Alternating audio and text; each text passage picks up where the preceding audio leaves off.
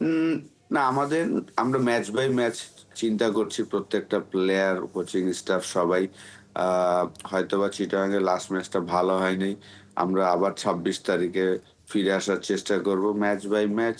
তারপর ৩ টা ম্যাচ বাকি আছেন। ৩ টা ম্যাচে যেন মোমেন্টাম আ আমাদের হয় সেটাই আমরা চেষ্টা করব সবাই মিলে। আ এবং তারপর নকআউটে যেয়ে হয়তোবা আমরা ডিফারেন্ট চিন্তা করব যে আসলে সেটা কিভাবে জেতা যায়। আ সবাই যদি সুস্থ থাকে অবশ্যই আমি মনে করি যে আমাদের একটা অ্যাডভান্টেজ থাকবে।